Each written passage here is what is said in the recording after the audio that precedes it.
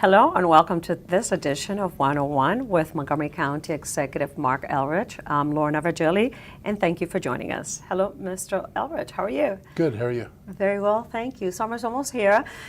Yeah. Taking a deeper, are you more relaxed or not quite yet? No, not at all. This is not seasonal. It's not yet. Well, on the brighter side, County Council has come to a preliminary agreement on your proposed FY 2020, fiscal year 2020, operating budget, $5.8 billion. Final vote will take place after we record this show. But what is your first reaction and take on it, taking into consideration that it is your first budget as county executive? So it was my first budget, but it's really, the budget that was prepared by departments under the previous county executive. And so I get to tweak it a little bit at the end, but I didn't build it from the ground up. So it's a little bit different than the other budgets will be. And I'm generally okay with the way it turned out. I did something very different for a budget. I gave the council $10 million, which means I didn't spend everything I could have spent, and I set aside $10 million, and I told the council that they should look at what I funded, and if they see places where they want to increase funding, they should use the $10 million to increase it. And, I served 12 years on the council. We were never given any money. And so for the council to put its signature on a budget, we were left to make cuts in the executive's budget and then add in things that we wanted to add in, which is a very difficult process. So I thought, I'll make this simple. I'll just give $10 million over. I think most of us share a common set of objectives, and so I didn't think the money would be wasted.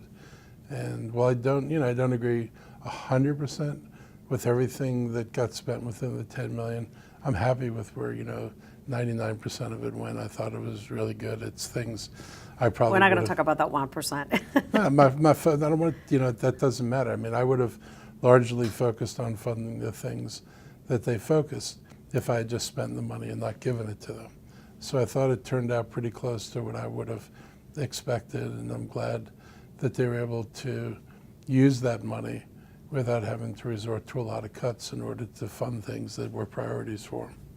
When you received that reconciliation list, what was your first reaction, and were there any points of disagreements, or things that were left out that you wanted that are not on that in this budget? No, I mean, the reconciliation list, having spent 12 years as a council member, it was sort of like, I know what this is. I mean, we did it every year. We always had a reconciliation list, which was more than any amount of money we were ever going to be able to fund, because every committee works independent of the other committees.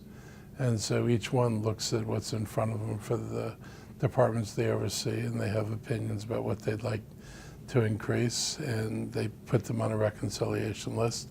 And then at the end of the budget process, they have a limited number of dollars. They decide what that limit is, and they pick things, they vote on things until that amount of money is used up.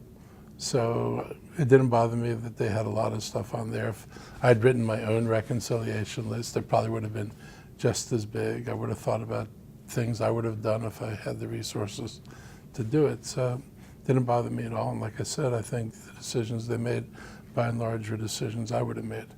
So it's, hard to criticize that. I mean, I don't expect people to agree 100% of the time. So the things, I don't agree with aren't like, it's not like a big deal where I would say, oh my God, you didn't fund the budget the way I wanted to. And my biggest disagreement was probably the labor contracts for the one union.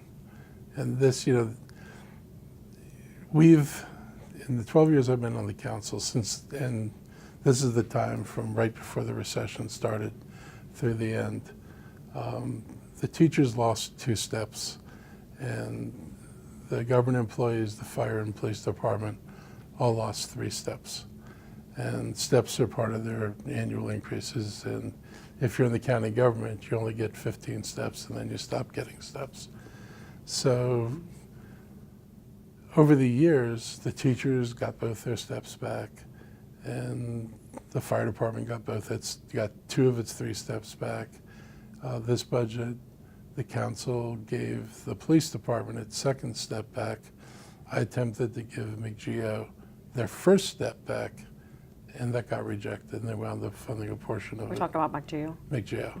And I just thought that was strange. I mean, it wasn't doing anything that they hadn't done. If you just added up the percent increases, the police would have been 7%, but only a smaller group of the workforce gets the second step. In McGeo's case, only 1,200 people got the second step. This is got what County their Council, first step. what County Council said about it was more than generous and not in parity with other agreements. So, I mean, my argument was that all the other unions had gotten at least 2 steps back. So if one wanted parity, you would have given this group of workers, which is basically your the lowest paid workers in the county and the most diverse workforce in the county. You would have given these people at least 1 step back. I wasn't asking for parity. Parity would have been asking for 2 steps back for everybody. I didn't ask for that. And so I guess people just measured parity differently. The council wanted the increase at around 6%. Like I said, if you use the same standard of just adding percentages, police were at 7%. So I'm not sure what parity would have been in this case. My measure was, these people gave up those steps, never got those increases for many, many years. And So when it comes, since we're talking about it right now, the Yeah. negotiated agreements for fire and rescue and police and so forth, the increase will happen as you had negotiated. And the only difference is with McGeo, which Yeah. is a way lower percentage than you had recommended in your budget. you get 1% of the step, of the extra step this year, the makeup step, and then depending on the economy next year, we'll vote, we'll see if they'll give we'll give another percent toward it. So we'll get it a little bit slower. I mean, the truth is, if the workers work long enough, everybody gets those step backs anyway. So it's not like anybody's saving, a lot of money by not giving them the step. When you've worked enough years, the steps you missed, you ultimately wind up making up. So sooner or later, it's going to be in their salary and it's going to be in their retirement. So the savings are far less than advertised. Okay, we're going to take a short break, and Sure. when we come back, we're going to go a little deeper into the budget, including MCPS, Montgomery College, transportation, et cetera. Stay tuned. We'll be right back.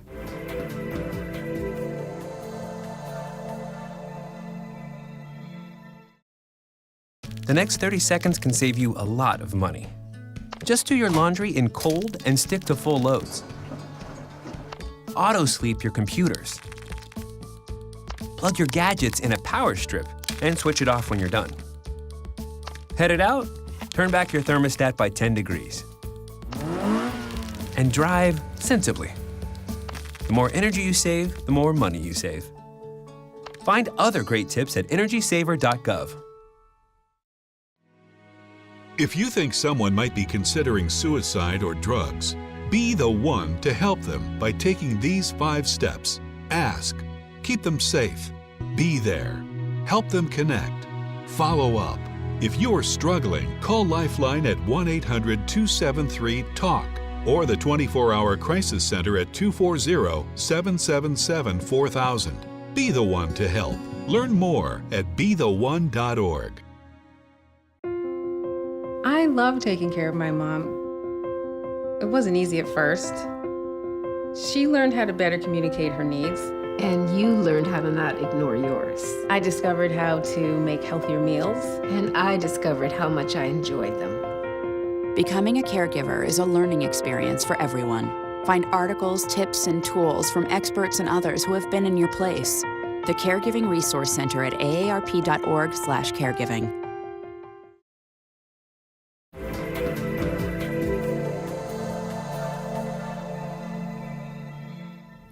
Welcome back to 101 with Montgomery County Executive Marc Elrich. Mr. Elrich, we were talking about the operating budget, not quite fully approved and voted by County Council, but there is a preliminary agreement. Let's talk about the fully funding of MCPS, $2.68 billion, which is a full request from the Board of Education, and provides additional $16 million in spending authority for the Board of Education. So. document it. I was happy we were able to fund it. There was a combination of what we put forward, which is a little bit over the maintenance of effort, but also the state came up with additional money. And we didn't know about that until the very end of the process. So the fact that more money came in from the state helped make this whole budget work. And so I was very, very pleased with that. Montgomery College, I gave them a couple million less, still an increase, but I gave them a little less than they had asked for. And the council decided to add that money back in, but that's why I gave them $10 million. So if that money was part of what they thought was a priority, I wouldn't argue with them. I would have given the college more money if I had spent the $10 million myself. So I was pretty happy with that. Transportation was a little bit tougher. There were some bus routes. They got, where the service got reduced a little. Okay, transportation, since you mentioned that, it's adding approximately just $100,000 for the pedestrian safety audits and $1 million to expand the Kids Ride Free program on ride-on buses. Back to pedestrian safety, Vision Zero, still on the books, Right. but we had the community walk to make Wheaton walkable. In Aspen Hill recently, there was unveiling of the new Hawk signal in Connecticut and Aspen Hill in that area. Do you still have concerns about pedestrian safety? I mean, we all do. Authorities do in the county. And what more needs to be done? Because it seems like it's not being reduced. It's increasing. So Collisions, I'm talking about. yeah. Pedestrian collisions are a problem, and the numbers definitely aren't, it doesn't look like the problems are going away. The Hawk signal we put in is something that we hope will help, and I want to install more of these signals around the county. They're pedestrian signals, but they actually trigger a red light for cars. Our previous version of the signal just had a yellow safety beacon, which only means be careful. And I think drivers weren't being careful and kind of not paying attention to the flashing yellow lights. So I think going with a red that actually tells the driver they have to stop is what you really need to do. So I'm looking forward to installing more of these Hawk signals. How much do they cost, do you know, from the top of your head? North of $100,000. Yeah. Way less than a traffic light. Yes, though I do wish some real creative person would look at what's involved in this and figure out a way to build them for less than $100,000. I'm looking at it and I'm thinking, like, this piece of hardware should not cost this much. That much money, But that's the unfortunate nature of having to procure things that you don't make yourself. But this is an opportunity for an entrepreneur to get a bright idea to figure out how to do this for less. All right, let's think about that one. So lessons learned from this budget negotiations with County Council, now you being on this other side in the executive office. Lessons learned from that entire, being here as a county executive.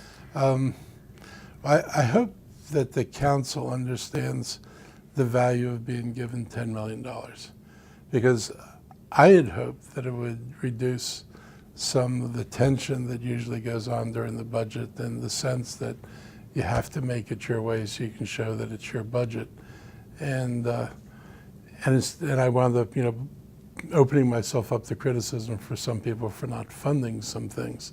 Well, if I gave the council $10 million, I obviously had to not fund some things. I hope that what they would fund would be the things I would have funded, which is largely what happened. So I hope that when we go into this next year, that they understand the value of being able to make these choices. And I viewed it as a partnership, and I probably wish more of them had felt like, well, this is an opportunity to partner and put our stamp on the budget in a positive way. That's the only thing from the budget process that, I found a little bit, challenging or not necessarily to my liking.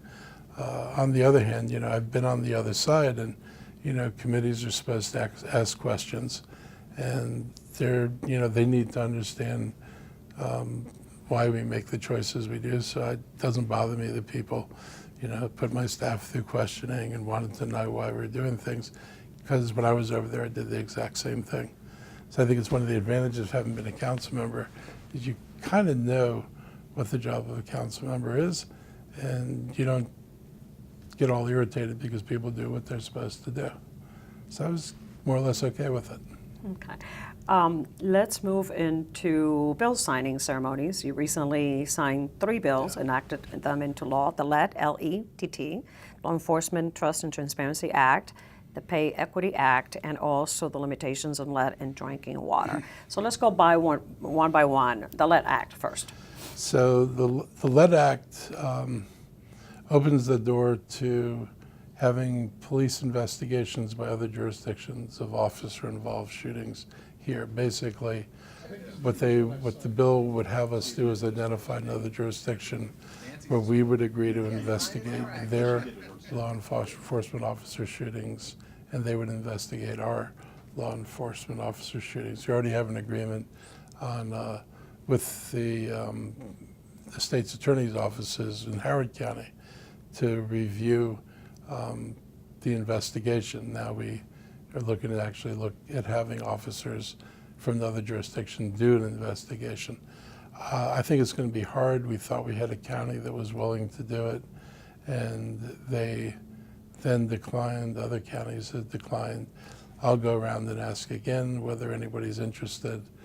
I don't know if I'll get a different answer this time than I got before. What really needs to happen is, and there was a state bill that was similar to this bill, they need to put it in at the state level and amend it to require the state police to create a division to do these investigations for all the police departments in the state. That would be my ideal solution. Okay, we're going to take another short break, Mr. Elrich, and we're going to be right back. Please stay tuned, and do remember, any more information, you can always visit the county's website at montgomerycountymd.gov. Stay tuned, we'll be right back.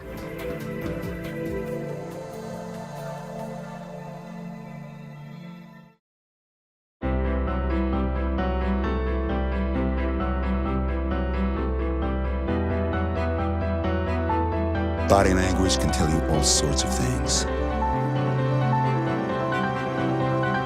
Like someone is having a stroke. Know the sudden signs. Learn fast. Face drooping, arm weakness, speech difficulty. Time to call 911 and get them to a hospital immediately.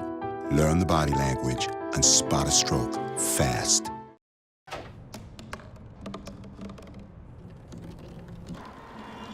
Everybody has a dream.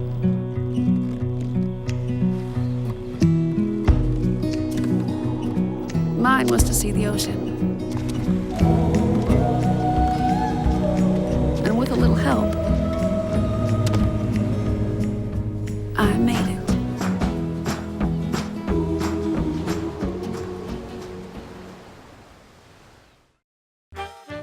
Did you know there are more than 10,000 county government phone numbers? But there's only one number you need to remember for non-emergency calls: 311. MC311 is Montgomery County government's online telephone information system. Need information? Have a problem or complaint? Trying to locate a county government facility? Call 311. The call center is open Monday through Friday, 7 a.m. to 7 p.m. The website is available 24 hours a day, 7 days a week.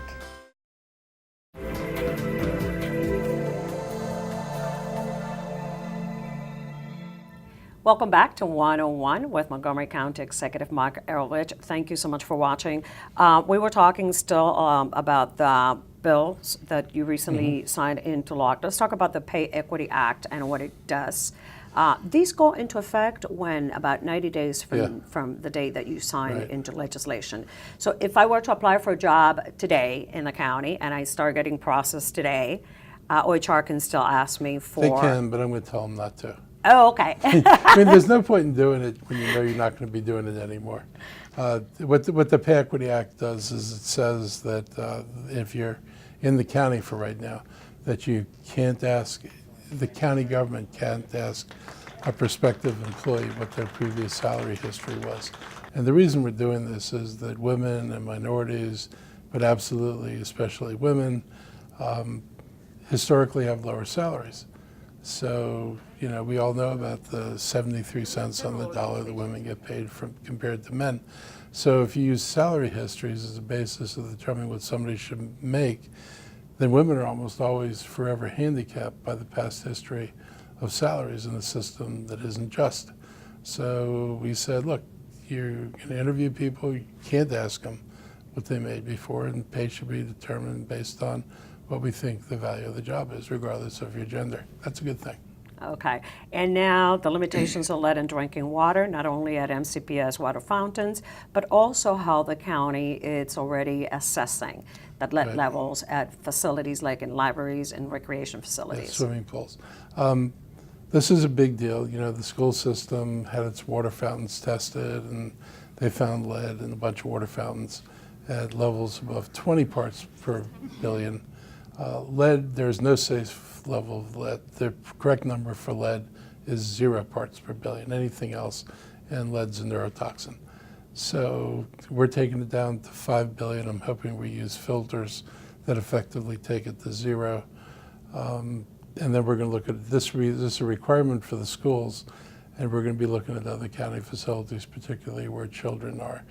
Children are especially sensitive to lead because of its effect in the developing body. Their cells develop more, reproduce more rapidly, and they're more likely to get chromosome damage or damage to the cell structures.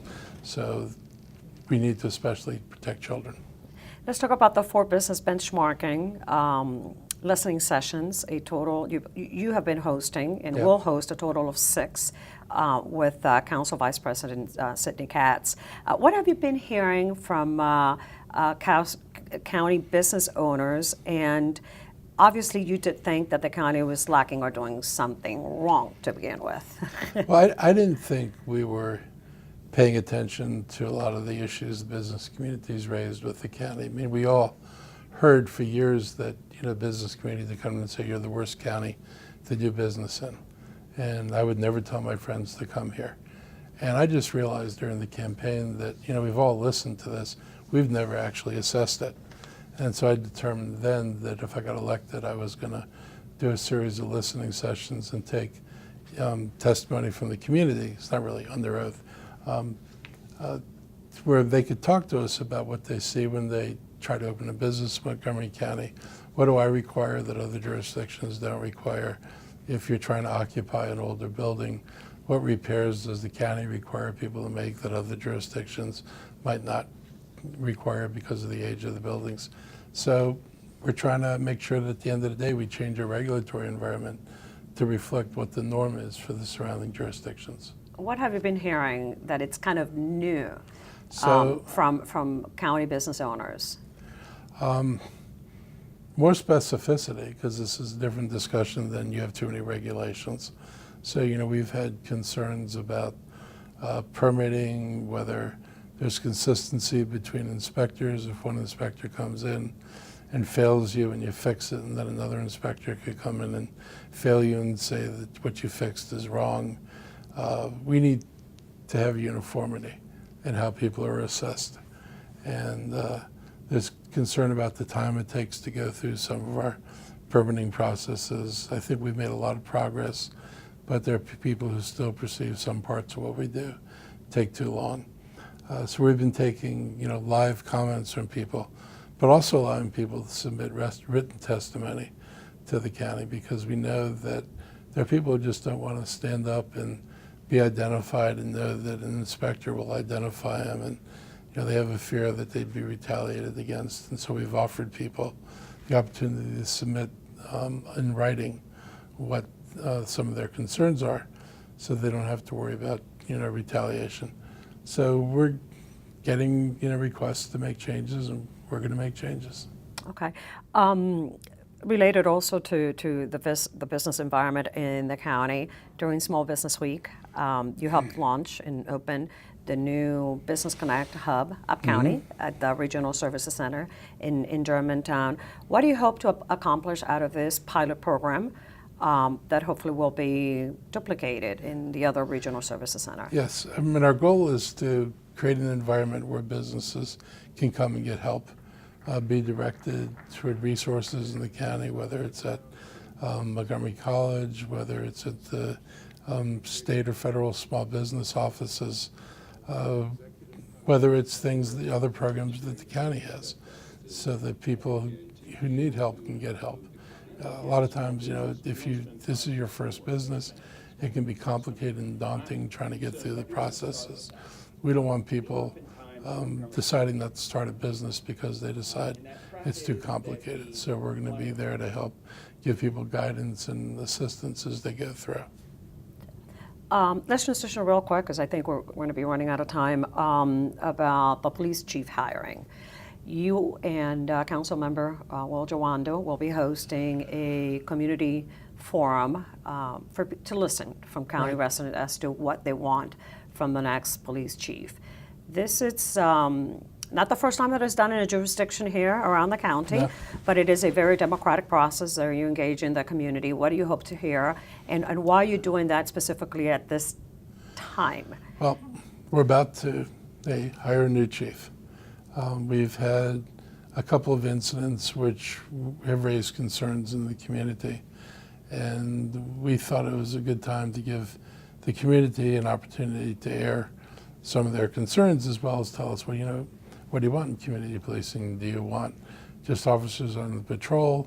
Do you want real community-oriented policing where officers get out of their cars, they get to know people, they go play basketball games with teenagers? You know, what does the community want to see this force, I should say, what direction do they want to see the force evolve?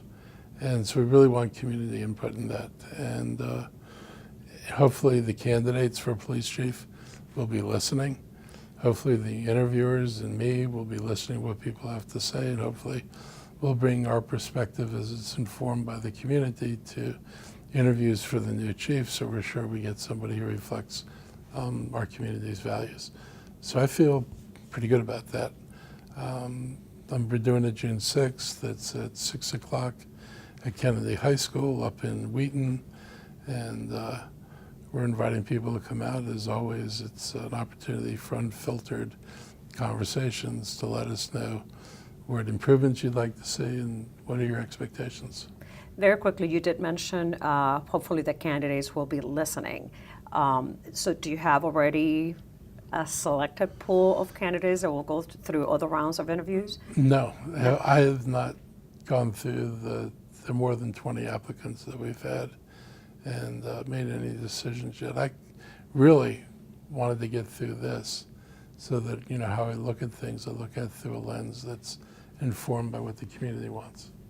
Thank you, Mr. Elrich, for sitting down with us today. Thank you.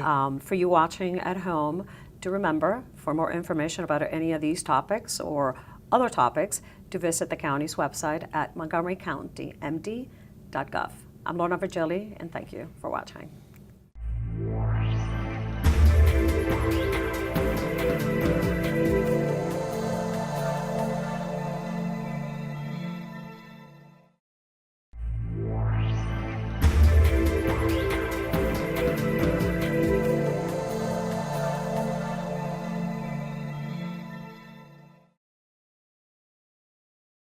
In Montgomery County, we have a goal to reduce waste and recycle 70% of all waste by 2020. By recycling and reducing waste, we save natural resources and make our community even better. So recycle at home, work, school, everywhere, and keep recycling going. For more information, call the Montgomery County, Maryland Division of Solid Waste Services at 311 or visit montgomerycountymd.gov/recycling. Keep it going. Recycle more now. I think someone at my friend's school has this thing called autism. My friend's brother's son has autism. My neighbor's son has autism. My son has autism. Autism is getting closer to home. Today, 1 in 88 children is diagnosed with autism. That's a 1,000% increase in the last 40 years. Learn more at autismspeaks.org/signs.